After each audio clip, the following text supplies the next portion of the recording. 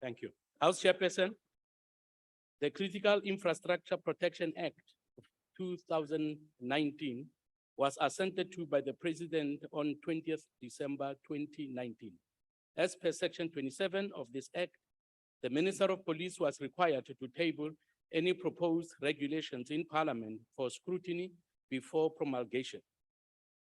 This was done as the Speaker of the National Assembly referred the draft regulations to the Portfolio Committee on Police for consideration and report. During the public participation process, a number of interest groups made submissions to the committee.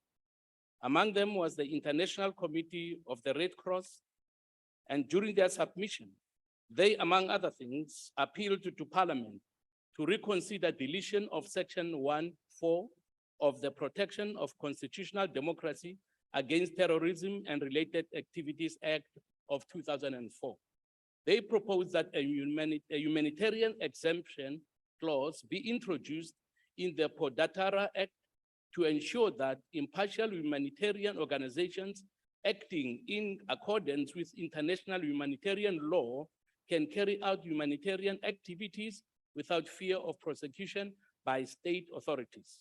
The ACDP supports the work of impartial humanitarian organizations that provide humanitarian assistance such as food and medicine to civilians and wounded belligerents living in areas controlled by non-state armed groups. The ACDP further agrees that without a humanitarian exemption clause, exclusively humanitarian activities protected under the international humanitarian law, whose objective is to reduce human cost of the conflict, might be criminalized as a form of support to groups and individuals designated as terrorists. The ACDP further supports this appeal based on the fact that states across the world, including Africa, have clauses similar to what the International Committee of the Red Cross is requesting.